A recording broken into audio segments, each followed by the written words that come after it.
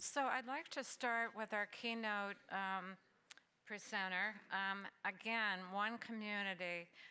We met Ken Druck very early on when the Oklahoma City families used to come to our symposium back in those days. It's hard to believe that we've had 22 of these events. But Ken has lost his daughter, and you can explain a little bit more, Ken, about the circumstances. But he is a PhD, and I want to mention that he's just released a book that came out, 3 days ago, Ken? How We Go On, Self-Compassion, Courage, and Gratitude on the Path Forward. So Ken's been a long-term friend and always a big supporter of our work. So Ken, why don't you come up and I'll turn it over to you. Thank you, Mary. Okay.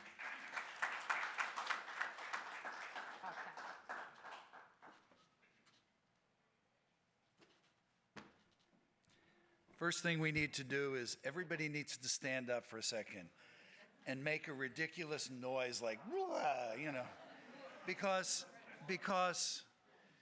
we have gotten so much richness. The candle lighting ceremony, I don't know about you. I mean, that went right into my heart. Thank you. Frank, Bonnie, thank you. And then the program and just the sharings that have been going on, and you guys sitting and taking it all in, and you guys out there in pajamas in 13 countries, and goodness knows where you are. So shake it out wherever you are, and let's sit down again because I have some important information I want to share with you.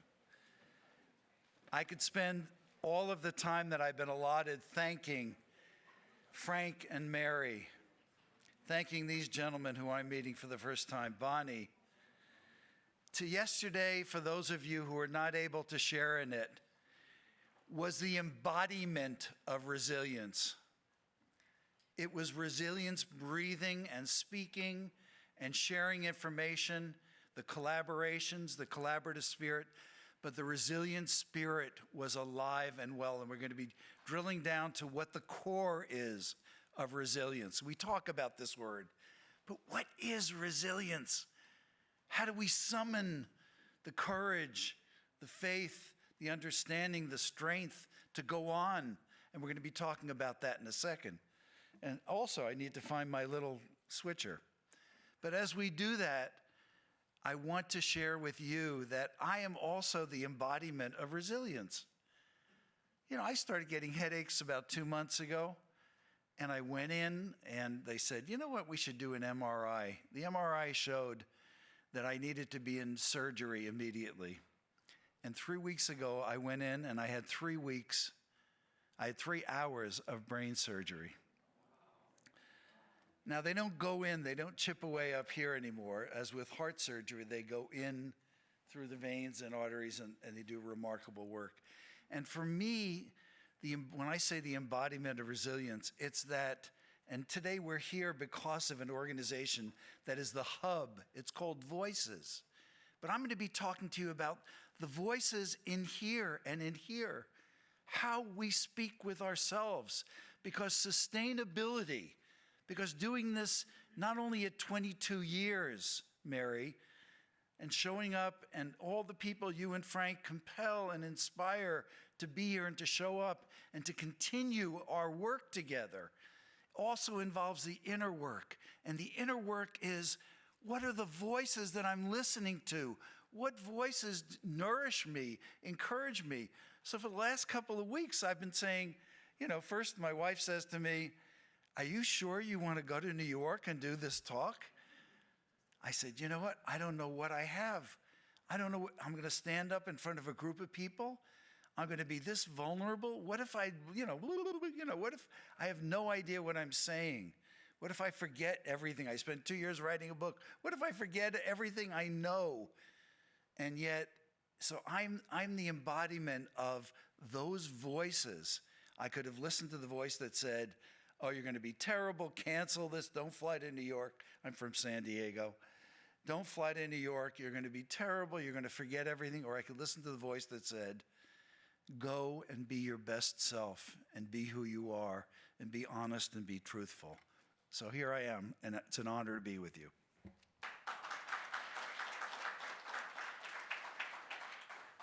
We're talking about today the what now moments in our lives. 22 years ago, there was a what now moment that we had never experienced. We could never have fathomed or imagined we would have to encounter.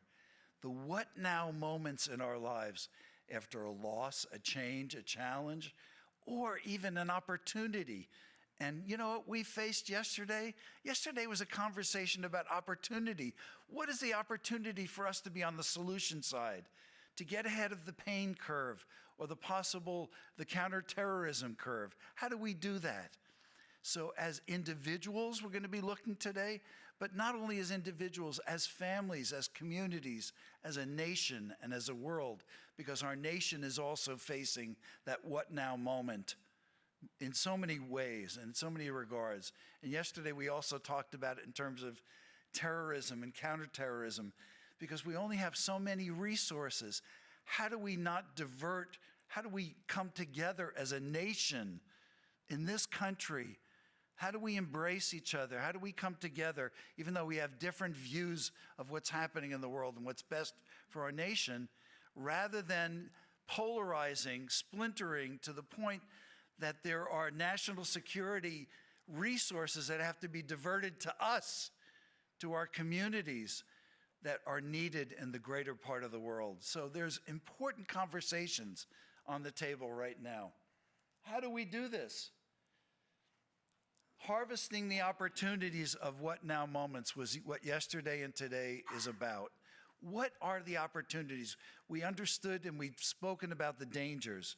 We've spoken about the pain and the frustration, the lingering pain, the trauma of losses and of violent losses and traumatic losses.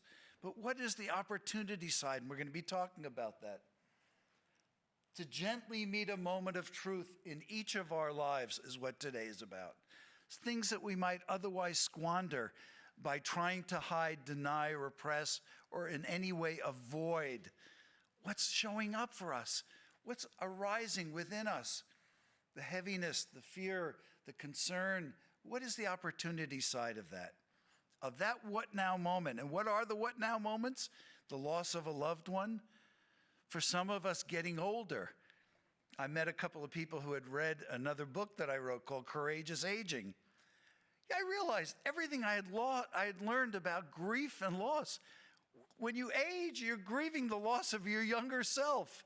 It was applicable. So I wrote a book about aging, my goodness, because it's the loss of that past. And how do we meet that moment?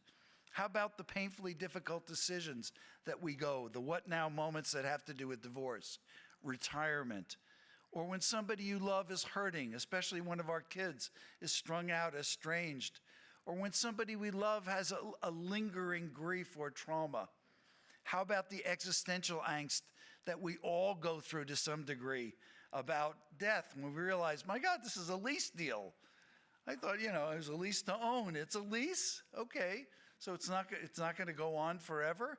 And when we lose somebody, but that existential angst and the loss when we turn the pages of life, some of us are in retirement mode, and we lose our sense of identity and purpose and the structure in our lives, and we're wondering, what is the meaning of my life now?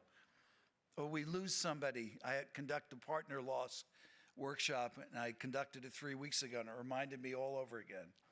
And we have a wonderful gentleman here who is conducting the candle lighting ceremony who just lost his wife. How do we find meaning when our partner in this life, not only our child, for me it was my daughter Jenna, who died while studying abroad in 1996. And by the way, there's also an important conversation about how do we go on when it's 27 years later, when it's 22 years later? Do we walk around? I'm going to talk about that in a second. So today's what now moment we've already covered, and I'm not going to spend much time. But 22 years after, the grief that occurs outside of time, I wanted to make sure that people understand that not all of grief is this linear thing that goes on. It's like, how are you doing? Have you processed your grief? Well, not all grief occurs within time. Grief occurs outside of time. You can't look at your watch and say, how long has it been? People come up to me and ask me the question, well, how long ago was it that your daughter died? As if to measure, as if there was some measurement like, oh, it's been that long? So you're over it, right? You're under it, you're over it, you're around it. No, we talked before about you're through it. And people say, does it get better? And I tell them, no, you know what, it gets different. People also, the invitation, the love that never dies is another important conversation. The allowing beyond shame. What's the allowing beyond shame? People ask me how I'm doing, and I tell them, you know what? I've learned to walk with a limp in my heart. How many veterans came back from war zones and were ashamed because they walked with a limp? And that shame led to indifference, self-destruction, shame. They lived a life of shame. Well, you know what? I'm no longer ashamed that I walk with a limp in my heart. As a matter of fact, my brokenness, and one of the important things that I talk about is paradox. I live in a both and, not an either or world. Paradox means I'm broken. You can look deeply into my eyes if we were all closer, and you would see when I talk about Jenna, you would see the brokenheartedness in me that lives and that will probably live in me for the rest of my life, that my daughter's life, that she was cheated out of the rest of her life, that her life was lost to her as well as to me and to this world. Well, I'm broken, but you know what the greatest part of my wholeness is? It's my brokenness. It's the vulnerability. It's me learning to be resilient, and it's that resilient response and spirit in all of us that arises up, and we're going to talk about how it arises up in a minute. So paradox is simply, it's okay, it's both okay and not okay that it's not, it's not okay. The losses we have suffered are not okay. We get to walk with that limp in our heart. What happened is horrific beyond words. It's not okay. But it's okay that it's not okay, but it's not okay. It's both and. My daughter's gone, and I wear this little necklace with the word Hineni on it, which means here I am, and I touch it. My daughter's gone, but she's never left my side. Both are true. She's here with me right this second. I'm broken and I'm whole. Think about all the ways we trap ourselves when we live in an either or. Well, come on now. Is your daughter gone or is she here? Which one's true? Are you broken or are you whole? I'm both, thank you. Bravo. Thank you. So how do we do this? How do we make this journey? The first step, and if you remember one thing from my talk today, it's to please concentrate on taking your foot off of your throat, because we all do it, and moving it down and placing it on your heart. To replace harsh self-criticism, all the ways we pick at ourselves, we bully ourselves, we beat ourselves up, we tell ourselves we haven't done enough, we're not enough, or we're too much. Replacing harsh self-criticism with compassion, self-compassion, kindness, love, support, understanding, courage, faith, and even forgiveness is one of the most transformative things we can do. Talk about being resilient. Catch yourself. Even today as we listen, catch yourself with your foot on your throat, all the ways you talk to yourself with criticism, speaking to yourself in the voice of self-criticism, condemnation, impatience. Patience is a big one. Catch yourself doing that and move that hand down to your heart that says, you take the time you need. Please be patient. Please be kind. Please speak with kindness and support, because that's how we organically build resilience. How else? Step 2, you're a work in progress. 2 steps forward, 1 step back. Don't fall prey to the old narratives of self-deprecation, impatience, toxic perfectionism. How many in here have a perfectionistic side that gets you into trouble? It puts your foot right up at your throat all the time. That's our work. That's the inner work. That's the opportunity of what we have to build that resilience, to build our strength, and to find our way on the path forward. Free yourself by allowing yourself to be human. You're human. I got an announcement today. Broad announcement. You're human. I'm human. I get to find that out in a big way 3 weeks ago. You know, sitting there having just been hit on the side of my head with anesthesia. How many people in here have had a heavy dose of anesthesia? It just, including a little bit of fentanyl in there. My God, it's taken me 3 weeks to not feel dull, to feel like, oh my God, I'm getting my brain back. But thank goodness, the gratitude side of that is having a surgeon who was able to do this work for 3 hours, and I'm standing here with you today. So thank you, Dr. Olson.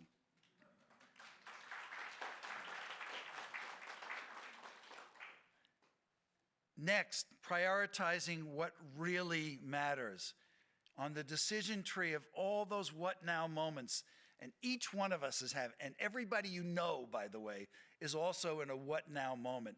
The way intimate relationships are built is you find out, hey, you don't say what's your what now moment. It's like, what's making your heart heavy? What's making your heart sing? If you can ask somebody those 2 questions, you can begin to get to truly know. Get to know me. Ask me. Find out what's going on. And you'll find out what that what now moment is. But in that what now moment, we have decisions to make about what really matters. Hey, what really matters? I got a call from somebody in Voices saying, Ken, are you sure you're okay? Can you really do this? You really going to fly to New York and give this talk? And then you'll do a panel, which we'll do later? It's like, okay, I promise what really matters is my long-term health. What really matters is continuing my life as it is with my wife and my 2 grandkids who I cherish, and continuing to do the work that I do in my life at age 74. So, yeah, that's what really matters. And if I need to call Mary up and say, Mary, you're gonna hate me. I can't come. I really need to rest and recover. I'm not ready for this. That I have permission to do that. So taking honest inventory is critically important. What's making my heart sing? And to whom and what do I need to give more priority, time, and attention? And of course, who are the people that I need to say and the situations I need to say yes to and the situations that I need to say no to? Next, I went backwards and forwards. Surround yourself with support. We've already said that. We all know this one. It's the same as the self-care one. Building relationships. Resilience is about surrounding yourself with the right people. It's coming to events like this. It's turning on your live stream if that's what you're doing, and allowing your heart to be lit up, finding that light, coming together with other people who are going to help make you the smarter, more courageous, better version of you, because they're going to bring out the best in you. Is that why we're here with each other? We're here to bring out the very best in each other, the highest in each other, to bring each other to new heights, to give each other hope, and to give each other action, and to inspire action in each other. The first town hall meeting that I led after 9/11 in New York, because I came over and for 5 years I commuted here from San Diego. In the first meeting, we had an incredible day-long workshop with surviving family members. And at the end of the workshop, the door cracked open, and one of the husbands, there were about 75 people in the room, and one of the husbands stuck his head in to see if his wife was finished. And somebody from the back of the room said, "Sir, we wish you had been here today, because we had somehow magically found laughter. We were hugging each other. We were holding each other. We were bringing out the very best of and hope in each other." And he looked in and he said, Nah, I know how this crap works. Misery loves company. And from the back of the room, a woman's voice rang out, and I'll never forget it. And she said, "No, sir, hope loves company. Hope loves company." And that became our slogan, the center in Rockville Center. It was Hope Loves Company on the window and so many of the centers around. So, surround yourself with support and communicate with others in a tone that inspires people to want to talk, to support you. You know, sometimes we get into this complaining mode, don't we?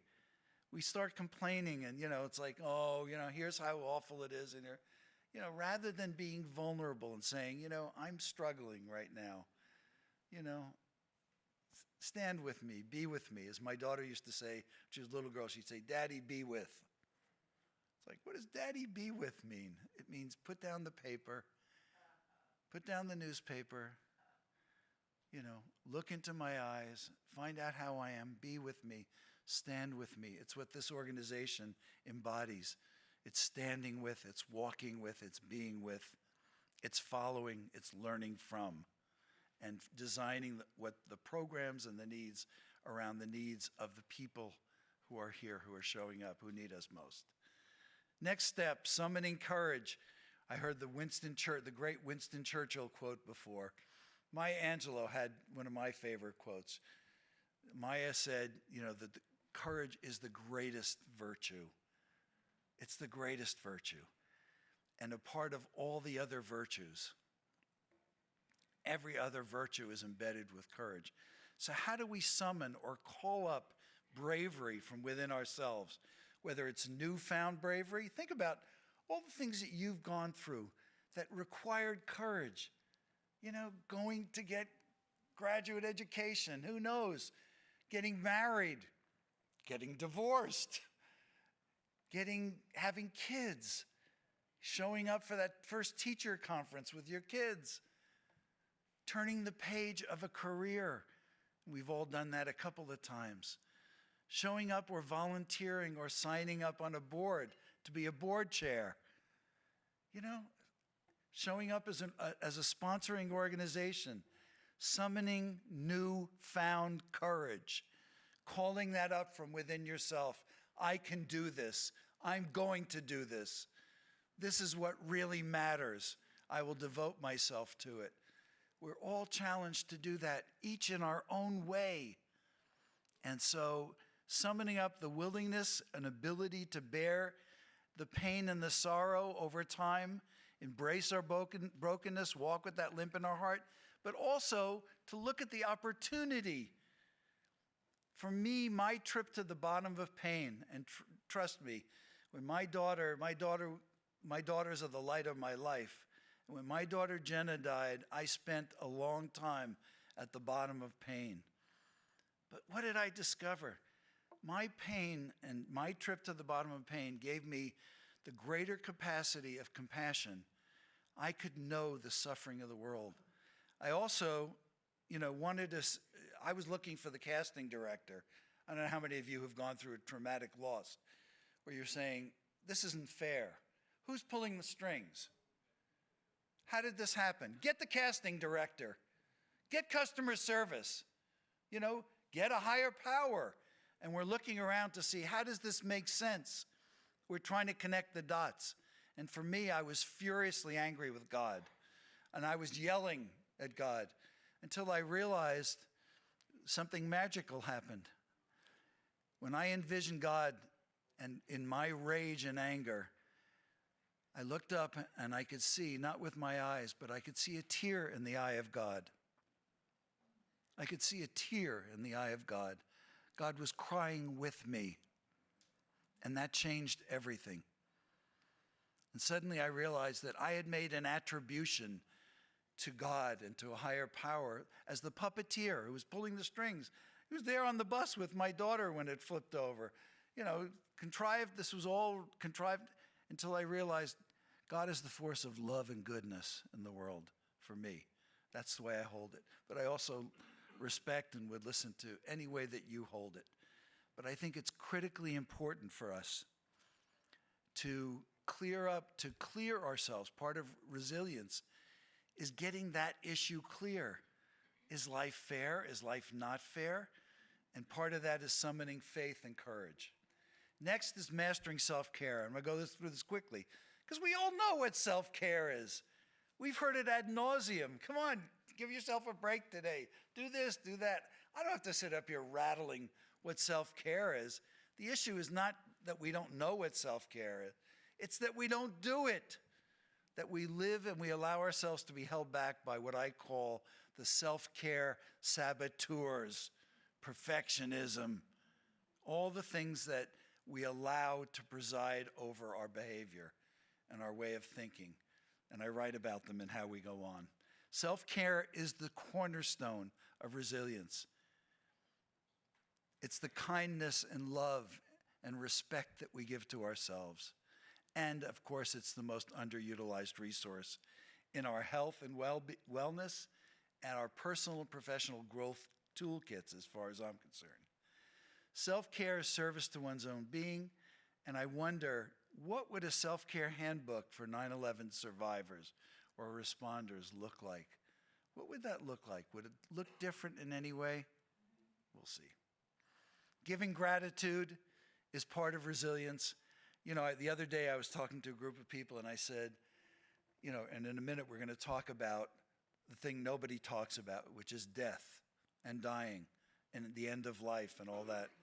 And I said to them, the antidote to spending the last part of your life, not that we all live out a complete life, as we all know, but the antidote is gratitude, to spending years in dread and fear and resentment and anger about the fact that life is a least deal.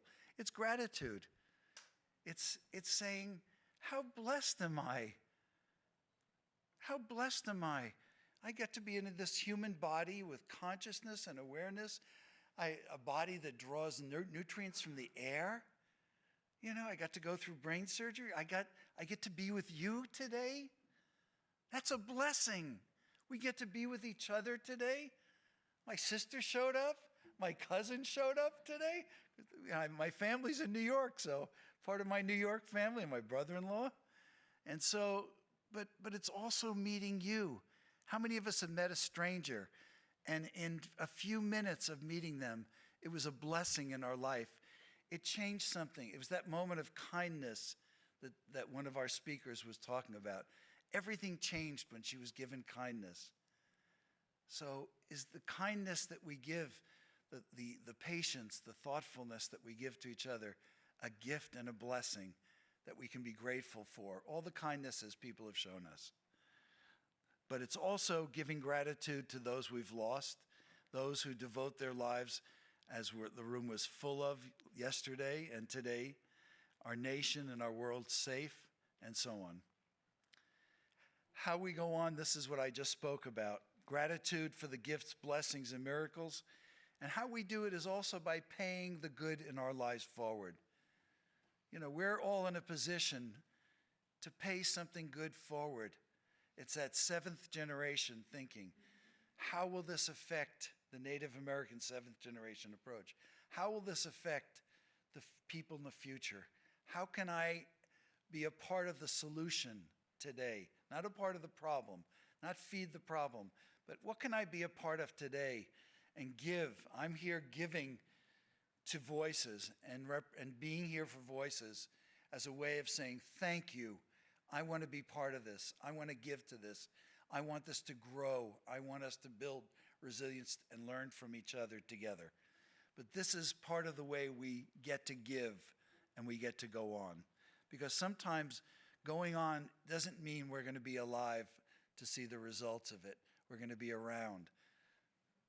3 weeks ago, I didn't know if I was going to be here, literally.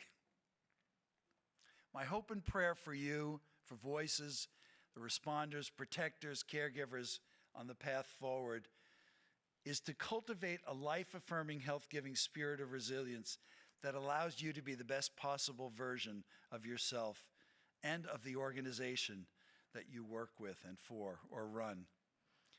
Allow yourself to receive the kindness and support as graciously as you give it. to take permission to be human that you're learning to give yourself. Let it spread like a warm breeze across the bow of your own heart, your family, community, nation, and this world. And lastly, that voices and the other organizations that are represented here grow to their greatest heights of service, collaboration, prosperity, and leadership. Thank you. Thank you.